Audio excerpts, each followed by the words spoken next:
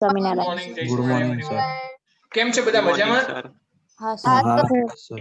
Okay ચાલો very good. ચાલો હવે ક્વેશ્ચન આન્સર આપણે કરશું દરેક વિદ્યાર્થીઓને.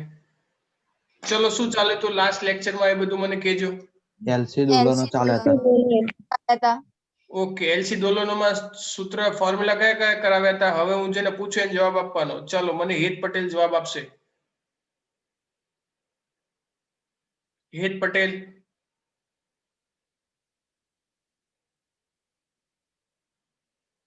કઈ ગયો? એ તો હેત તારો અવાજ નહીં આવતો. ચાલ હિનલ તું જવાબ આપ. તો D square Q upon DT square minus LC upon હા બોલ બોલ. બરાબર છે, યાદ કર થોડું.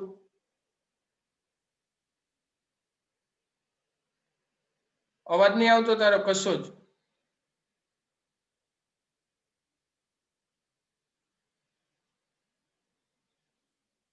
હેલો,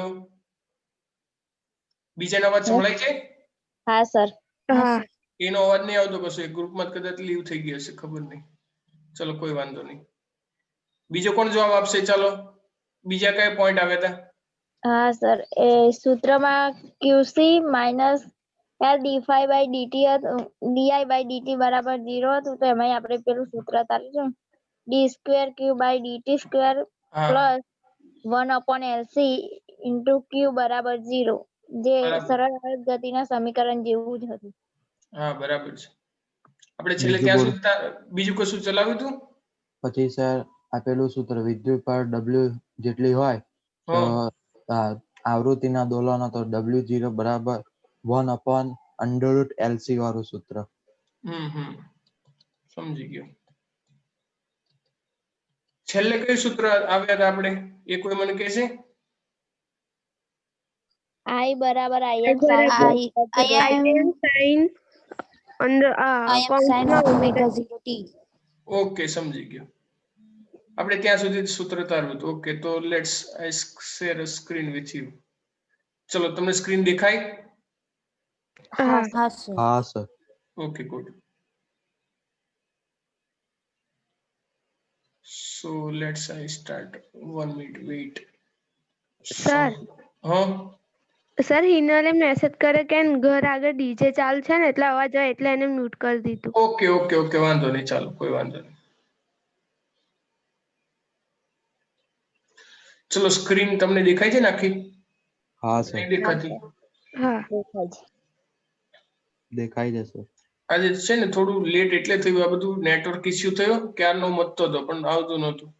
સો લેટ્સ આપણે યસ્ટરડે ને ગઈકાલે જ રેડી. છેલ્લે સૂત્ર વિદ્યુત ભારનો આપણે એવું તાર્યું હતું. આપણે ટોપિક ભણતા હતા એલસી દોલનો. ખબર છે ને? હા હા સર. અને એ એલસી દોલનો અંતર્ગત આપણે છેલ્લું વિભાગમાં એવું જોયું હતું કે 1 મિનિટ સ્ક્રીન ઉપર બધી વસ્તુ. હવે એ એલસી દોલનોમાં આ શું થયું?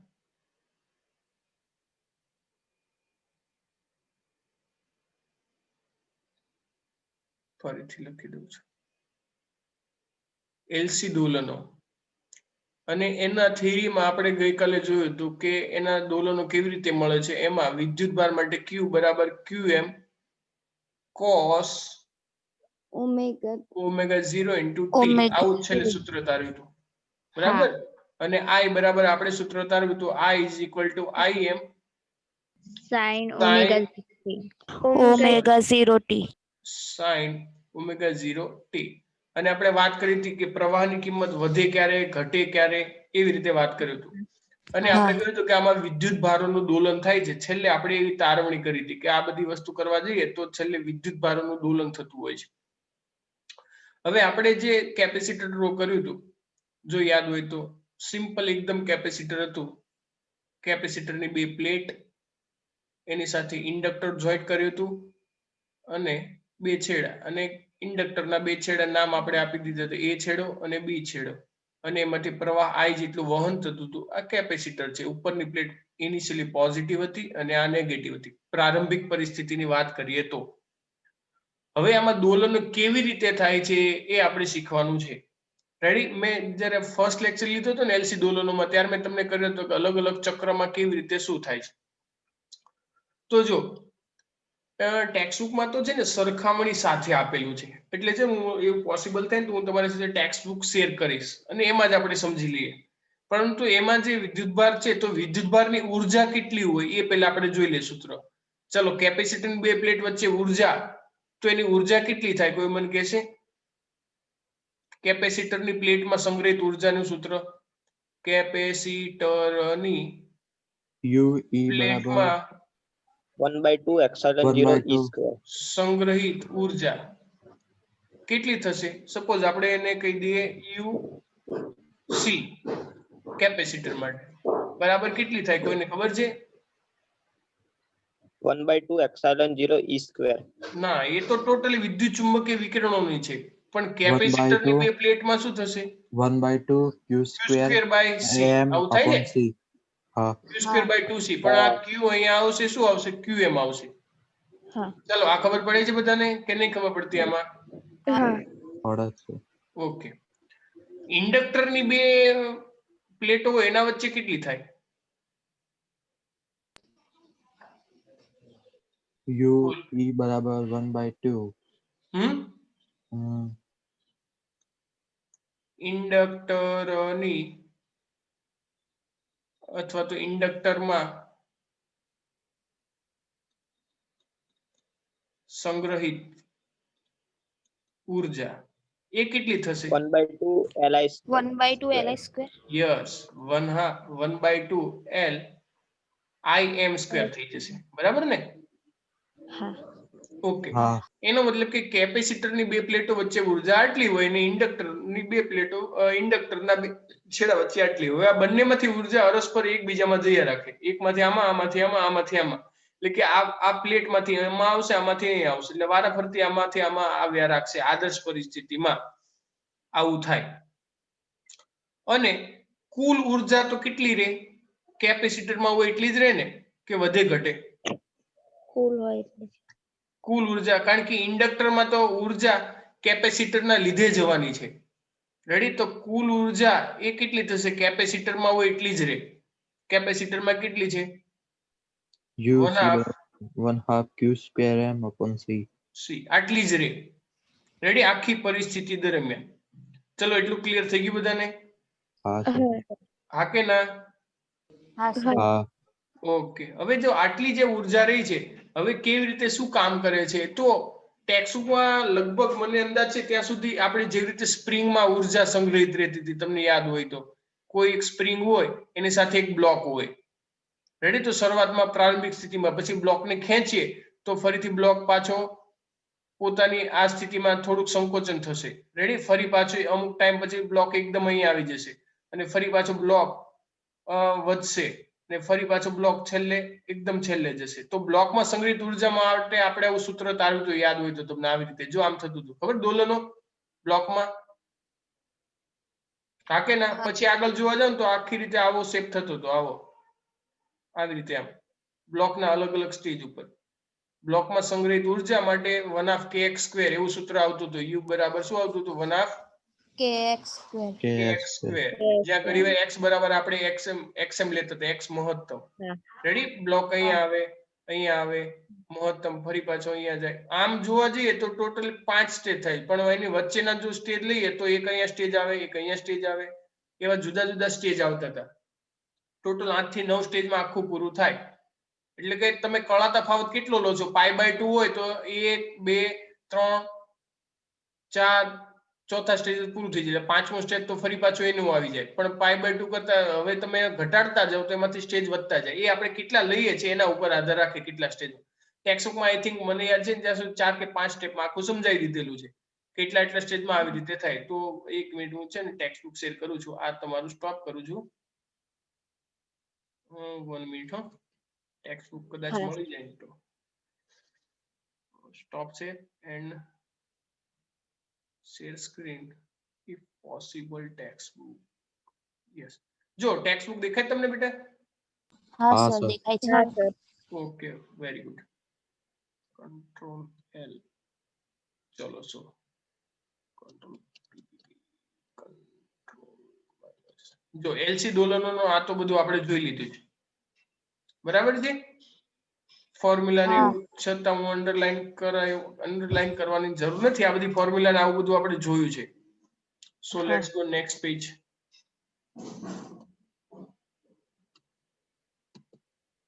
યસ હા જો અહીં આપ્યું છે બરાબર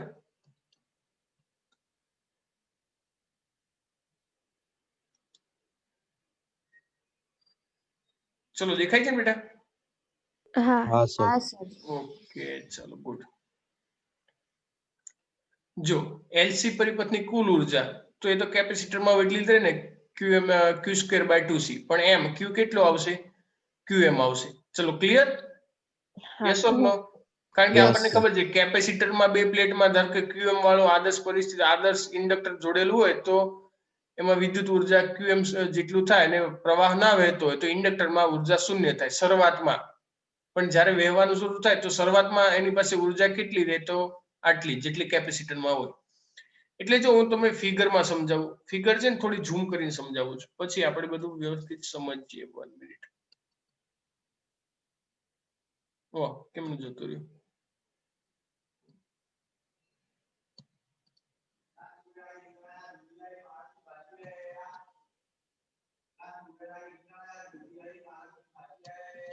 ચલો દેખાય છે હા સર દેખાય છે. ઓકે જો હવે શું થશે કેસીસમાં જો ઇનિશિયલ પરિસ્થિતિ સ્ટાર્ટિંગમાં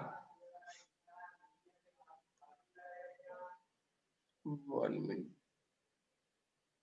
જો આ પહેલી પરિસ્થિતિ છે કે જ્યારે એની પાસે ઉર્જા ટોટલી એટલી છે એલસી પરિપથની અત્યારે જોવા જઈએ તો એટલે કે કેપેસિટરની જ છે જ્યારે ઇન્ડક્ટરમાં શૂન્ય છે માત્ર કેપેસિટરમાં છે એટલા માટે તો એ દરમિયાન જો ચાર્જ પ્લેટ ઉપર 4 પોઝિટિવ પ્લસ સાઇન લીધી છે અને 4 નેગેટિવ સાઇન છે રેડી કે જ્યારે કોઈ પણ પ્રકારનું પ્રવાહનું વહન થતું નથી રેડી તો એ દરમિયાન જો કેપેસિટરની ઉર્જા q²/2c અને યુબી એટલે મેગ્નેટિક ઉર્જા ચુંબકીય ઉર્જા પણ ઇન્ડક્ટરની ઉર્જા ચુંબકીય ઉર્જા હોય એ તમને ખબર હોવી જોઈએ એટલે બી સબસ્ક્રિપ્ટ રાખ્યો છે અને યુ એટલે કે ઇલેક્ટ્રિક ઉર્જા ચુંબકીય ઉર્જા કે 0 છે હવે એ શેના માટે છે તો આપણે જે એલસી પરિપથ લઈએ છીએ એના માટે અને નીચે જે આપ્યું છે સ્પ્રિંગ માટેનું આપેલું જો ધારો કે સ્પ્રિંગ સાથે કોઈ પદાર્થ જોડેલો હોય કોઈ બ્લોક સ્પ્રિંગ જેવા પદાર્થ સાથે તો એ દરમિયાન એની ઉર્જા રેડી ગતિ ઉર્જા અને સ્થિતિ ઉર્જાના સંદર્ભમાં આપણે કરતા હતા જો ખબર હોય તો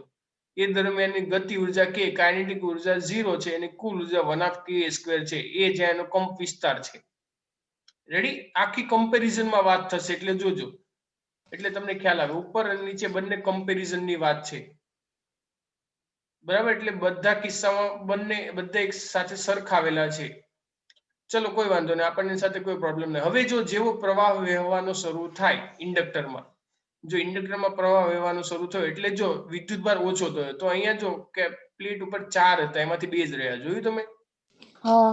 અને એનો મતલબ કે ચાર્જ ઘટ્યો પણ ઇન્ડક્ટરમાં ઉર્જા આવી જો ચુંબકીય ઉર્જા છે ને હા અને આવી અને પ્રવાહ વહે છે એનો મતલબ કે હવે એનામાં કંઈક ચુંબકીય ઉર્જા આવશે અને વિદ્યુત ઉર્જા ઘટશે એટલે કે એ દરમિયાન હવે આપણે આ સૂત્ર UE is not equal to qm²/2c આ સ્થિતિ દરમિયાન કેમ તો કે એ દરમિયાન ઉર્જા ઘટે છે એટલા માટે અને આની ઉર્જા વધે છે આટલી મેક્સિમમ તો સ્ટાર્ટિંગમાં જ થશે પ્રારંભમાં t બરાબર 0 હોય ત્યારે રેડી અને t is equal to not 0 t is not equal to 0 જ્યારે આવું થશે ત્યારે એની ઉર્જા આટલી નહીં રહે ઘટશે અને ચુંબકીય ઉર્જા વધશે UB વધશે UB will be increase અહીંયા 0 હતી જો ખ્યાલ આવ્યો હવે કેપેસિટર સંપૂર્ણ ડિસ્ચાર્જ થઈ જાય સંપૂર્ણ આખું ખાલી અમુક સમય માટે તો એ દરમિયાન એની વિદ્યુત ઉર્જા 0 અને ચુંબકીય ઉર્જા મેક્સિમમ જો છે હા. મેક્સિમમ અહીંયા દેખાડે છે મેક્સિમમ એનો ચાર્જ પણ દેખાડે છે ચલો એટલું ક્લિયર? હા કે હા. ના? હા. હવે શું થશે કે જે પ્લેટ હવે ઇન્ડક્ટર પોતામાંથી જે ઉર્જા થઈ હતી એમાં ઘટાડો કરશે, પરંતુ વિરુદ્ધ દિશામાં કરે. ઇન્ડક્ટરનું તમને લાક્ષણિકતા ખબર છે, વિરુદ્ધ દિશામાં પ્રવાહ ઉત્પન્ન કરે. એટલે જો વિરુદ્ધ દિશામાં ઉત્પન્ન કરશે એટલે જે પ્લેટ નેગેટિવ હતી એ પોઝિટિવ થશે, પોઝિટિવ હતી એ નેગેટિવ થશે. એટલે આ પ્લેટ પોઝિટિવ હતી એ જો નેગેટિવ થઈ ગઈ અને જે પ્લેટ નેગેટિવ હતી એ પોઝિટિવ થઈ ગઈ. અને કેપેસિટર માંથી જે પ્રવાહ, જે ચાર્જની દિશા હતી એ પણ બદલાઈ જશે. ઇનિશિયલી જે ડાઉનવર્ડ્સ હતી, જો નીચેની તરફ હતી, હવે બદલાઈ જશે, અપવર્ડ્સ થઈ ગઈ. ક્લિયર? અને હજી આવી રીતે ચાર્જ વધતો રહેશે કે આ પરિસ્થિતિ દરમિયાન બંનેની વેલ્યુ 0 નથી. રેડી? બંનેની વેલ્યુ 0 નથી. ચુંબકીય ઉર્જા UE is also not 0 and UB is also not 0. Ready? પણ આ છેલ્લી પરિસ્થિતિ એવી આવશે કે જેમાં ફરીથી UB 0 થઈ જશે અને UE is maximum. Ready? UE maximum કેટલું હતું? qm² by 2c આવું થઈ જાય. ચલો એટલું ક્લિયર? હા કે હા ના? સર. હા સર. તો આ ખાલી 4 સાયકલમાં આપેલું છે, તો પહેલી અને છેલ્લી સાયકલ સેમ છે. જો હા. જોઈ, પહેલી અને છેલ્લી, એનો મતલબ કે 4 ચક્રમાં આખું પૂરું. હવે ધારો કે તમે 8 ટુકડા પણ કરી શકો. રેડી? ઇન્ટર બિટવીન તમે 8 ટુકડા પણ કરી શકો, તમારે જેટલા કરવા. આપણે 4 ટુકડા કર્યા, જેનો મતલબ કે કોઈ એક સિગ્નલ લઈ લઈએ આપણે. રેડી? આવી રીતે શરૂ કરીએ. મેક્સિમમ 0 વિરુદ્ધ સાઈડ અને અહીંયા. રેડી? તો આના 4 ટુકડા થયા. જો અહીંયા જોવે તો 1 2 3 4 અને ઇનિશિયલી જો પહેલી અને છેલ્લી પરિસ્થિતિ સેમ થઈ ગઈ. 1 2 3 4 and 5. 1 and 5 સેમ છે. જો હા. હા. ઓકે, સેમ પરિસ્થિતિ આવી જાય. હજી તમે જો આના અડધા ટુકડા કરો તો તમે 8 ટુકડા પણ કરી શકો અહીંયા in between. Ready? In between પણ તમે કરી શકો. 1 2 તો તમારે 8, તો 1 9 થઈ જાય. 1 2 3 4 5 એવી રીતે. તો અહીંયા એવી રીતે આપેલું છે સિગ્નલ વાઇઝ. એટલે ચાર્જ તમને એવું કે ચાલો ભાઈ ચાર્જ છે અને વિથ ટાઈમ કેવી રીતે ચેન્જીસ થાય છે, તો જો આવી રીતે ચેન્જીસ થાય. ઇનિશિયલી ચાર્જ મેક્સિમમ થી શરૂ થાય, તો તમારે અહીંથી શરૂ કરવું પડે, 2 થી શરૂ કરવું પડે મેક્સિમમ ચાર્જ થી. ચલો ક્લિયર? તમે 1 મિનિટ.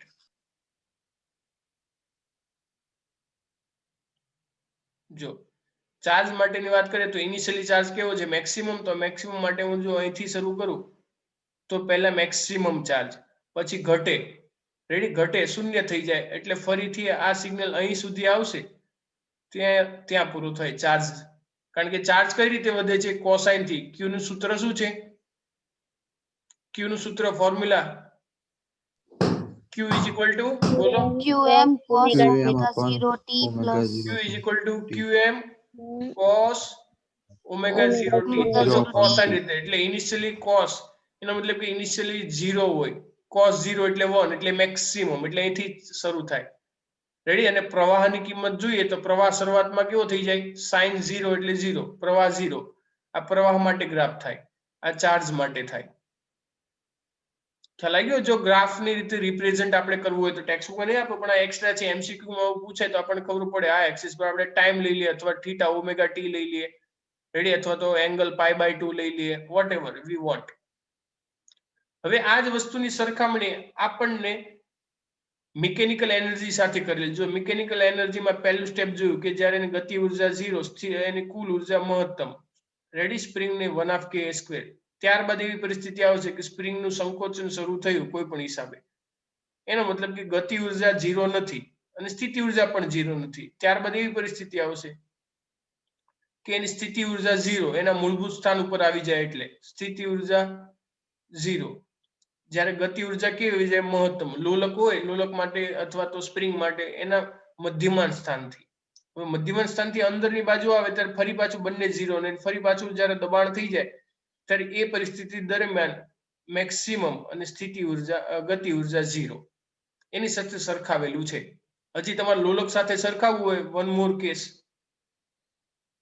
રેડી? એક કોઈ લોલક હોય સપોઝ. રેડી? એ આવી રીતે સપોઝ લોલક આવી રીતે ગતિ કરે. રેડી? તો એના માટે તમે દર્શાવી શકો. અહીંયા એંગલ થીટા બનતો હોય તો આના દ્વારા તમે કહી શકો કે અહીંયા શરૂઆતમાં ગતિ ઉર્જા 0, સ્થિતિ ઉર્જા મેક્સિમમ, પછી મધ્યમાંશ સ્થાન ઉપર શું થશે અહીંયા? બોલતા નથી તમે. હા સર અહીંયા શું થાય? એન્ડ ઉપર ગતિ ઉર્જા શું થઈ જાય? 0. ન્યૂનતમ. 0 સ્થિતિ ઉર્જા મહત્તમ. Alpesh sir 2 minute 1 minute sir, પેલું ચાલુ છે રેકોર્ડિંગ, પુશ કરી દો. ચલો બેટા, તો લોલકના સ્થિતિમાં આપણે જોઈએ જ્યારે તો મધ્યમાન સ્થાને હોય ત્યારે ગતિ ઉર્જા કેવી થાય?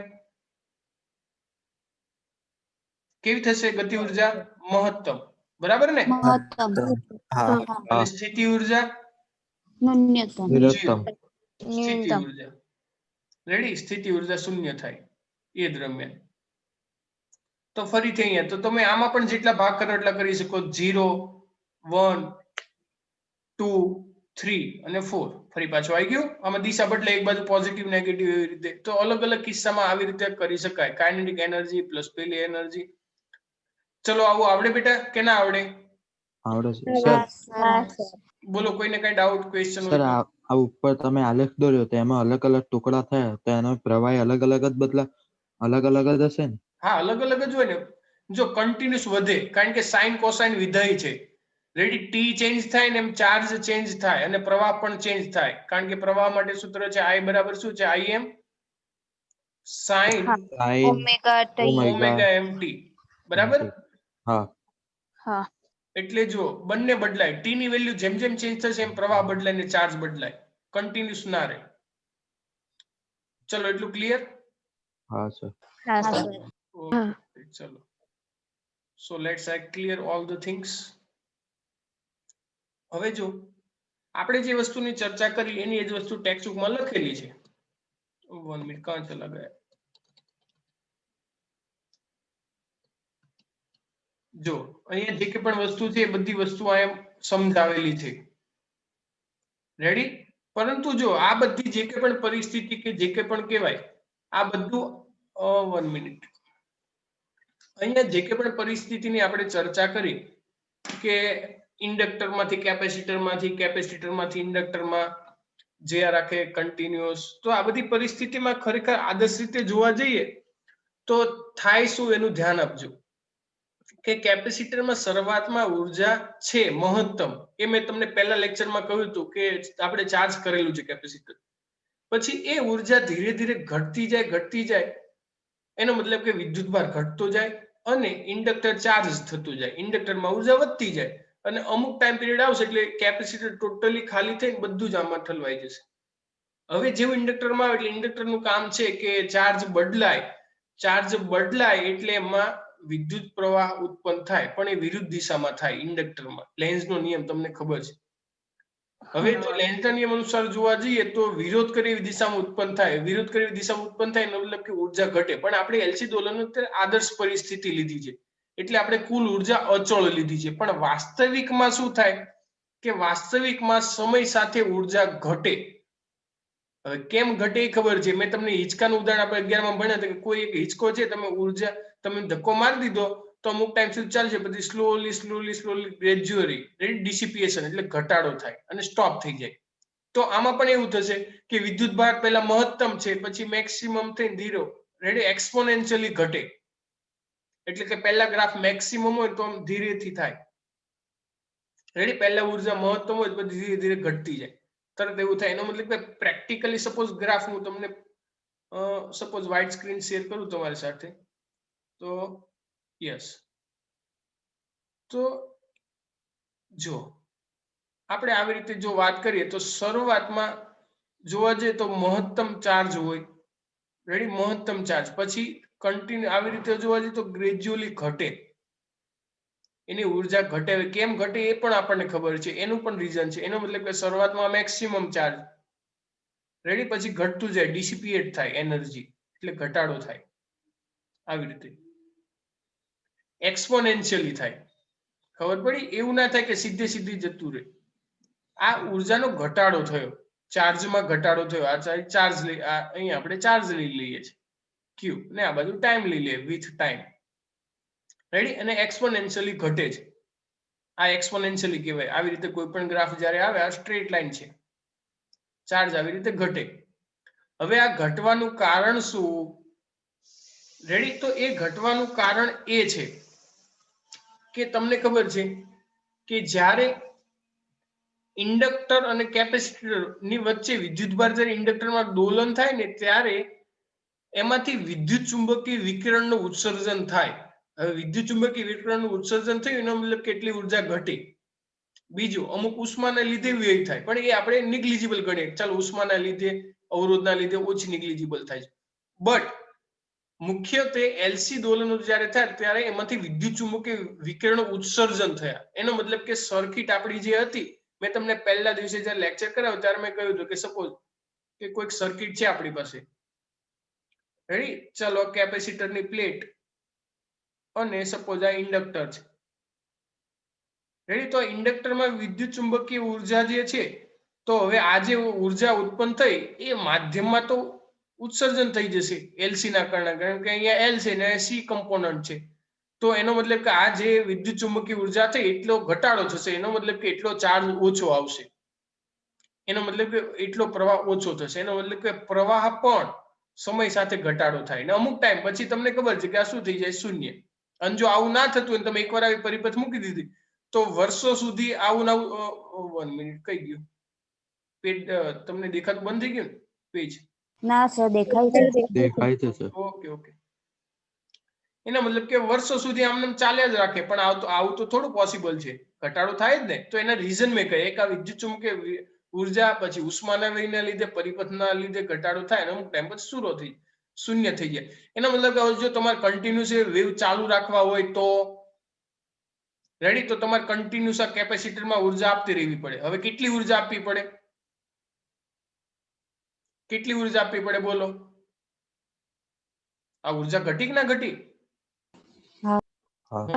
એનો મતલબ કે આપણી પરિપથમાં સપોઝ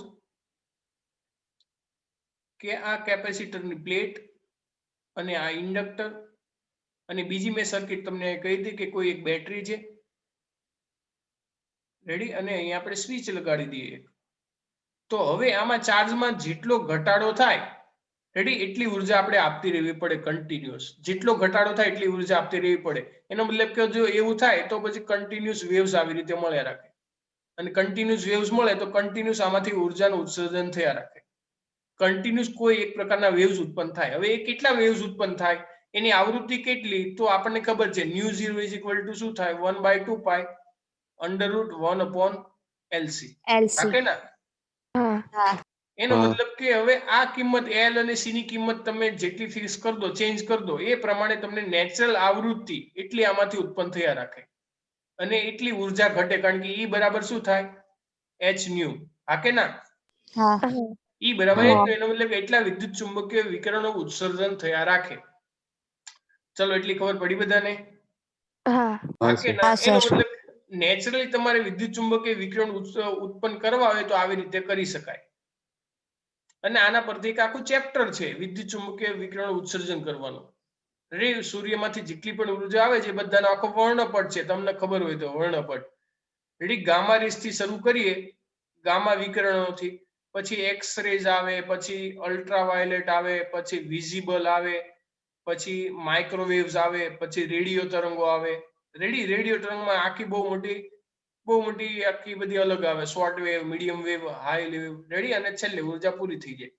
તો આ નેચરલી હતું, પણ આપણે આ સર્કિટની મદદથી ઉત્પન્ન કરી શકાય. એટલે આને ઘણીવાર ટ્યુનિંગ સર્કિટ પણ કહેવાય. રેડી? ટ્યુનિંગ પરિપથ. ચલો ખ્યાલ આવી ગયો બધાને? હા સર. હા સર. હવે જો આના પછીનું તમારે 14મું ચેપ્ટર હતું ને, એમાં ટ્રાન્ઝિસ્ટર હતું, પણ તમારા સિલેબસમાં હવે લગભગ નથી. છે ટ્રાન્ઝિસ્ટર? ટ્રાન્ઝિસ્ટર તમે ભણ્યા છો 14મા ચેપ્ટરમાં કે નથી આવતું? હેલો? હા સર. આના પછીનું ચેપ્ટર છે એમાં તમે ડાયોડ ભણ્યા છો. ડાયોડ ભણ્યા છો? હા પછી ગેટ ભણ્યા છો, જુદા જુદા ગેટ ભણ્યા છો. હા હા ઓલ્ડ ટેક્સ્ટબુકમાં ટ્રાન્ઝિસ્ટર એવો ટોપિક આવતો હતો. હવે ટ્રાન્ઝિસ્ટર ઘણીવાર ઉપયોગ થાય અને જેટલી ઉર્જા ઘટતી હોય ને એટલી અહીંયા આપી દે. ખ્યાલ આવી ગયો? આજ મેં તમને એક્સ્ટ્રા વાત કરી ખાલી કે આવું કેવી રીતે થાય. હવે જો મારું કોઈ પણ કમ્પોનન્ટ હોય એમાં મારે એલસી ટ્યુનિંગ સર્કિટ રાખવી પડે. હવે આકાશમાંથી કોઈ વેવ્સ આવે છે અલગ અલગ આવૃત્તિનું, બરાબર છે, એ અને આ બંને રેઝોનન્સ થાય ત્યારે મતલબ કે આ વેવ્સ મને પકડાય અને આના મદદથી હું ટીવીમાં જોઈ શકું કે જે એન્ટેના હોય એ જોઈ શકું. ખબર પડી ગઈ? હા સર હા ખ્યાલ આવી ગયો? કારણ કે આકાશમાં તો બધી જ ફ્રીક્વન્સી છે, નાની મોટી બધી, પણ મારી પરિપથની જે સર્કિટની જે કંઈ પણ છે એ આની સાથે જે મેચ થાય. 1 મિનિટ, લાઇટ એનર્જી ગઈ છે. Okay, 1 minute wait. Okay, light electricity ગઈ હતી ને એટલા માટે. રેડી? તો જો હવે તમને દેખાશે કન્ટિન્યુઅસ દેખાય છે ને બેટા? યસ ઓર નો? હા સર દેખાય છે. એનો મતલબ કે આપણે આવી રીતે બધું કરી શકીએ. આવી પરિપથ ટ્યુનિંગ સર્કિટ તમે જાતે પણ બનાવી શકો. રેડિયો સર્કિટ તમને ખાલી ખબર પડવી જોઈએ કે એલ અને સી ની જુદી જુદી વેલ્યુ લે અને બનાવી શકે. હવે પછી એમાં બીજા જુદા જુદા કમ્પોનન્ટ આવે, પણ મેઇન આ પોર્શન આવે. ચલો, એટલું ક્લિયર દરેકને? હા સર હા સર. આ મેં તમને એટલું એક્સ્ટ્રા કહ્યું, એટલી વસ્તુ યાદ રાખજો ખાલી. હવે બીજું એક વસ્તુ આપણે એવી જોઈ હતી કે વેવ્સ જે કે પણ આપણને જે કે પણ ઉર્જા મળી અને બીજી જે ટેક્સ્ટબુકમાં જે આપણને મિકેનિકલ એનર્જીના જે આપણને સમીકરણો આપે, સપોઝ આ બ્લોક છે, સ્પ્રિંગ જેવો પદાર્થ છે, રેડીમાં સંગ્રહિત ઉર્જા કેટલી છે, વધે છે, ઘટે છે. રેડી? કન્ટિન્યુઅસ આવી રીતે થયા રાખે. હવે આ બંનેની સાથે આપણે સરખામણી કરીએ તો રેડી? આ બધી સરખામણી કરી શકાય. આ બધી યાંત્રિક રાશિઓ કહેવાય. રેડી? આ બધી જ યાંત્રિક રાશિ છે. હા કે ના? હા મિકેનિકલ. અને આપણે હવે ઇલેક્ટ્રિક જોવાનું છે. હવે ઇલેક્ટ્રિક રાશિમાં તો આપણે કઈ આવે? કેપેસિટર ને બધું આવશે ને આપણી સર્કિટમાં. હા કે ના? કેપેસિટર ને પ્લેટ, એ પ્લેટ વચ્ચે આવી રીતે સ્ટાર્ટિંગમાં મેક્સિમમ, આ મિનિમમ, પછી બીજી પરિપથમાં ધીરે ધીરે ઘટશે, plus plus, minus minus. Ready? અને આમાં થોડીક ઉત્પન્ન થશે અને પ્લેટ પછી બદલાઈ જશે. તો આ બધા સાથે સરખામણી કરીએ તો આ બધી ઇલેક્ટ્રોમેગ્નેટિક રાશિ થઈ, યાંત્રિક રાશિ થઈ. રેડી? તો આમાં તો 1/2 kx², kx² એવી ઉર્જા આવે મહત્તમ, જે xm મહત્તમ ઉર્જા લઈએ. જ્યારે આમાં શું આવે? 1/2 qm²/c આવી ઉર્જા આવે. એનો મતલબ કે આ બંને રાશિઓ સરખાવીએ તો અહીંયા xm બરાબર શું હતું? યાદ છે કોઈને? અથવા k બરાબર શું હતું? બળતરા. અહીંયા ω02 બરાબર √k/m હતું. જો યાદ હોય ને તો ω0 બરાબર. જ્યારે અહીંયા ω0 બરાબર શું આવ્યું? 1/√LC. LC આ અલગ અલગ છે બધી સરખામણીમાં. તો આમાં જો દળ ભાગ ભજવે છે, આમાં સ્પ્રિંગનો બળ અચળાંક છે, આમાં ઇન્ડક્ટર છે, કેપેસિટર છે. એનો મતલબ કે મિકેનિકલ ને ઇલેક્ટ્રિક આપણે બંને રાશિઓ સરખાવીએ તો રેડી? તો ટેક્સ્ટબુકમાં એવું ટેબલ આપેલું છે, રાશિઓ સરખાવેલું. રેડી? હવે આપણે તારવણી કરવાની નથી બધી, આપણને બધી ખબર જ છે કયા માટે શું કોણ. આમાં દળ હોય તો આમાં પ્રવાહ હોય. રેડી? આમાં અવરોધ હોય તો આમાં શું આવે, એવી બધી સરખામણી કરી. એટલે હું ટેક્સ્ટબુક તમારી સાથે શેર કરું છું. ઓકે, ચલો, એટલું ક્લિયર ને? હવે આપણે મેં આગળનો ક્વેશ્ચન કીધો તમને એક્સ્ટ્રા કહ્યો હતો અને હવે આપણે રેગ્યુલર લઈ લઈએ.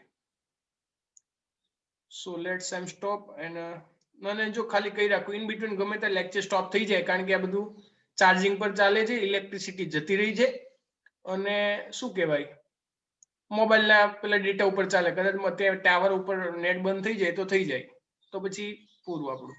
ખાલી કહી રાખું તમને. હા સર હા સર ચલો, જો textbook is visible or not? ચલો, જો આ સરખામણી કરેલી છે બંને રાશિઓની, એટલે આપણને ખબર પડે કોની સરખામણી કોની સાથે છે. આપણને ખબર છે. રેડી? સ્પ્રિંગના દોલનો માટેનું સૂત્ર આપણને ખબર જ છે, એટલે એમાં મારે બહુ કહેવાની જરૂર નહીં. રેડી? જો બ્લોક હોય અને સ્પ્રિંગ ડ્રો કરેલું હોય તો તમને ખબર છે કે ચાલો આ કોઈ એક આધાર સાથે એક સ્પ્રિંગ છે અને સ્પ્રિંગ સાથે જ્યારે બ્લોક હોય તો આવી રીતે એની સાથે સંકળાયેલી ઉર્જા હોય. ધારો કે એનો દળ m છે, સ્પ્રિંગનો બળ અચળાંક k જેટલો છે. રેડી? તો એને નેચરલ આવૃત્તિથી દોલનો કર્યા રાખે. આ બાજુ ઉપર નીચે એવી રીતે. તો એ દરમિયાન સમીકરણ કોણીય આવૃત્તિનું આપણે આવું શીખી ગયા હતા કે ના, કે જ્યાં ઓમેગા 0 બરાબર √k/m, જ્યાં કે સ્પ્રિંગનો અચળાંક ને m શું હતું, દળ. એનો મતલબ કે આપણે જે વિદ્યુત રાશિ ભણ્યા એમાં ઓમેગા 0 બરાબર શું આવ્યો, 1/√LC. હા કે ના? હા હા તો તમે સરખાવો તો આમાં જે સ્પ્રિંગનો બળાંક k હતો, રેડી? તો હવે આપણે આપણા કિસ્સામાં અહીંયા શું થશે એ જોવું પડે ને. તો x જે હતું એને અનુરૂપ શું થઈ જાય, વિદ્યુતભાર. એટલે કે અહીંયા જે સ્થાનાંતર થતું હતું x નું, રેડી, બ્લોકનું જે સ્થાનાંતર થાય ને અલગ અલગ કિસ્સામાં આપણે જોયું હમણાં હા ડ્રો કરીને કે હા. બ્લોક અહીંયા આવે, અહીંયા આવે, અહીંયા આવે, અલગ અલગ કિસ્સામાં. બરાબર ને? હા સર. સ્પીડથી ડ્રો કરું છું તો આપણને ખબર જ છે, હમણાં મેં ડ્રો કરીને સમજાવ્યું તમને. તો એ x હતું, વધે ઘટે. તો એને અનુરૂપ આપણી જે સર્કિટ છે, આપણી સર્કિટમાં શું છે, કેપેસિટર અને કેપેસિટર સાથે જોડેલું, સોરી 1 મિનિટ, કેપેસિટર અને એની સાથે જોડેલું ઇન્ડક્ટર. રેડી? તો આમાં ચેન્જીસ મેક્સિમમ શેનો થાય છે, પ્રવાહને લીધે વિદ્યુતભાર. હા કે ના? આ હા પ્લસ પ્લસ હા. એમાં વધે ઘટે શું, વિદ્યુત. બાકી ક્યાં પરિપથમાં બીજું કશું થતું નથી. રેડી? તો x ને અનુરૂપ શું થાય, q.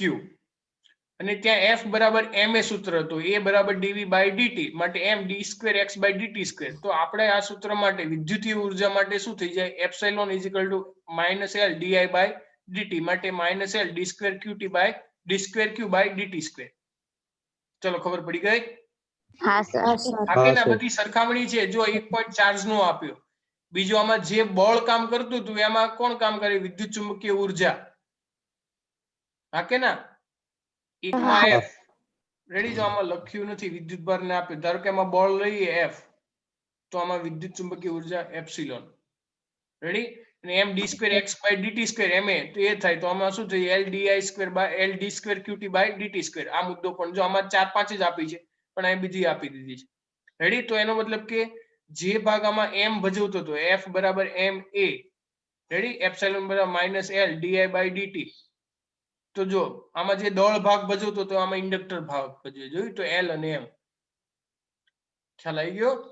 હા હા સર કારણ કે આ દળના લીધે જો આમાં દળ જે ભાગ ભજવતો હતો આમાંથી આ બાજુ જવામાં, રેડી, એવી રીતે આમાં આપણો ભાગ કોણ ભજવે છે, ઇન્ડક્ટર. ચલો, ક્લિયર? એનો મતલબ કે પેલામાં આમાં જે કામ દળ કરે આમાં ઇન્ડક્ટર કરે, એટલે ઇન્ડક્ટર એક પ્રકારના અવરોધનું કામ છે. એટલા જ માટે તો એની ઉર્જા ઘટે છે. ખબર પડી? વિરુદ્ધ દિશામાં. કારણ કે લેન્ઝનો નિયમ ખબર છે કે પ્રવાહનો ચેન્જીસ થતો હોય તો હંમેશા એવી દિશામાં ઉત્પન્ન થાય કે જેનો વિરોધ કરે, એટલે વિરુદ્ધ દિશામાં ઉત્પન્ન થાય. એટલે તો વિરુદ્ધ દિશામાં ચાર્જ બદલી જાય છે પછી અમુક ટાઈમ પછી. પહેલા ચાર્જ થઈ જાય ને પછી વિરુદ્ધ દિશામાં ઉત્પન્ન થાય. એટલે જો અમુક ટાઈમ પછી કેપેસિટરની બે પ્લેટો વચ્ચે પોઝિટિવ હતી નેગેટિવ થઈ જાય, નેગેટિવ થી પોઝિટિવ થઈ જાય, કારણ કે વિરુદ્ધ દિશામાં પ્રવાહનું વહન થાય ને એટલા માટે. ખબર પડી ને? કારણ કે વિરુદ્ધ દિશામાં ઉત્પન્ન થાય એટલા હા માટે. સ્પ્રિંગ સાથે ઓમેગા 0 બરાબર k/m, રેડી? એની સાથે સરખાવીએ તો આપણે ઓમેગા 0 બરાબર શું છે, 1/√LC. હવે એની સાથે બંને સરખાવો તો 1/c બરાબર શું થાય, k. એનો મતલબ કે સ્પ્રિંગનો બળ અચળાંક જે હતો, રેડી, એ આપણે શું થાય, કેપેસિટરનું વ્યસ્ત, કેપેસિટરનું વ્યસ્ત, કેપેસિટન્સનું. ચલો, ક્લિયર? હા સર ઓકે. હા સર બળ અચળાંક k બરાબર f/x, રેડી? એકમ સ્થાનાંતર માટે બળ સૂચવે છે તો આપણે 1/c બરાબર v/q. ખ્યાલ આવી ગયો? એકમ વિદ્યુતભારને પ્રસ્થાપિત કરવા માટે વિદ્યુત સ્થિતિમાન વચ્ચેનો તફાવત, v/q એટલે 1/c. ખ્યાલ આવી ગયો? તો જો અહીંયા તો સરખામણીઓ તો આપણને આપેલી જ છે, એના સિવાય અહીંયા પણ અમુક આપેલી છે. જો દળ હોય તો ઇન્ડક્ટન્સ L હોય, બળ અચળાંક હોય તો કેપેસિટન્સનો વ્યસ્ત, સ્થાનાંતર x તો વિદ્યુતભાર q, વેગ v તો પ્રવાહ I, યાંત્રિક ઉર્જા તો વિદ્યુત ચુંબકીય ઉર્જા, કુલ ઉર્જા ગતિ ઉર્જા, સોરી, સ્થિતિ ઉર્જા પ્લસ ગતિ ઉર્જા, અહીંયા વિદ્યુત ઉર્જા પ્લસ ચુંબકીય ઉર્જા. ખ્યાલ આવી ગયો? હા અને આ સર બધા કિસ્સા પછી મેં તમને કહ્યું કે આ બધી તો આપણે સરખામણી કરી, બટ છેલ્લે જોવા જઈએ તો ઇન્ડક્ટરનો કેટલોક અવરોધ ભાગ ધરાવે છે, જેથી વિદ્યુતભાર અને વિદ્યુત પ્રવાહમાં શું થાય છે, ઘટાડો થાય છે, અને અવમંદનની અસર હેઠળ દોલનનો નાશ થાય છે. એ મેં તમને ડ્રો કરીને સમજાવ્યું ને હમણાં હા સર. કે આવી રીતે સર. અવમંદન થશે, ડિસિપિએટ જેને ઇંગ્લિશમાં કહેવાય, આવી રીતે ઘટાડો થઈ જશે અમુક ટાઈમ પછી. ખ્યાલ આવી ગયો? કન્ટિન્યુઅસ ના રહે, જેવી રીતે આમાં પણ દોલનનો નાશ થઈ જાય, આમાં અમુક ટાઈમ પછી સ્થિર થઈ જાય એવી રીતે. બીજો પોઈન્ટ એવો કયો છે કે અવરોધ શૂન્ય ન હોય તો પણ તંત્રની કુલ ઉર્જા અચળ ના રહે. કેમ? તો કે ભાઈ તંત્રમાંથી વિદ્યુત ચુંબકીય તરંગો ઉત્સર્જન થાય છે. મેં તમને કહ્યું હતું આમાંથી વિદ્યુત ચુંબકીય ઉત્સર્જન થાય એટલે એમાંથી પણ ઉર્જા ઘટે. ચલો ખ્યાલ આવી ગયો? હા હા સર. કે જે આપણે રેડિયો અને ટીવી ટ્રાન્સમીટરમાં આ વિકિરણો ઉપયોગી હોય છે. રેડી? હવે એ લખ્યું હવે પછીની પ્રકરણમાં તેની ચર્ચા છે પણ નથી કારણ કે એ પોર્શન ટેક્સ્ટબુકમાંથી નીકળી ગયો તમારે. ચલો ક્લિયર? હા હા સર. ભાગ હા સર. આપણે ડિટેલથી મેં તમને સમજાવ્યું. હવે કોઈને ડાઉટ હોય તો પૂછી લો. ના સર. ના sir. Okay, Yes, that sir. is 10. Let's clear all the things. જો ટેક્સ્ટબુકમાં બધું જે આપ્યું છે મેં તમને કરાવ્યું તમે વ્યવસ્થિત કરજો. જો આના સિવાય વધારે અહીંયા પણ આપ્યું છે. પ્રણોદિત દોલનો આપણે આવતા હતા 11માં. ખબર છે? બળ પ્રેરિત દોલનો જેને આપણે પ્રણોદિત હા. દોલનો કહેતા હતા. હા તો એના સાથેની પણ સરખામણી અહીંયા આપેલી છે. તમારે યાદ રાખી લેવાની. ઉર્જા ઘટે મેં તમને કહ્યું હતું કે એલસીઆર પરિપથમાં બહારથી આપણે ઉર્જા થોડી થોડી આપવી પડે. રેડી? પ્રણોદિત દોલનો એટલે બળ પ્રેરિત દોલનો આપણે બહારથી બળ લગાડતા હતા. રેડી? આટલું તો આમાં પણ આપણે લગાડવું પડે એટલું બળ. રેડી? જો આટલું બળ લગાડ્યું તો એના માટે અહીંયા સૂત્ર એવું હતું તો અહીંયા પણ એવું આ તમે જાતે રીડ કરશો એટલે ખ્યાલ આવી જશે. રેડી? બ્લુમાં છે એનો મતલબ કે તમારે કોમ્પિટિટિવ માટે યાદ રાખી શકાય. ઓકે? હા sir. Now let's go to next page. જો આ ઉદાહરણ છે એ હવે ટાઈમ થઈ ગયો છે એટલે આપણે આજે નહીં જોઈએ. બરાબર છે? So let's stop here. ચલો દરેક વિદ્યાર્થીને બાય બાય. જય સ્વામિનારાયણ. Bye sir. જય સ્વામિનારાયણ.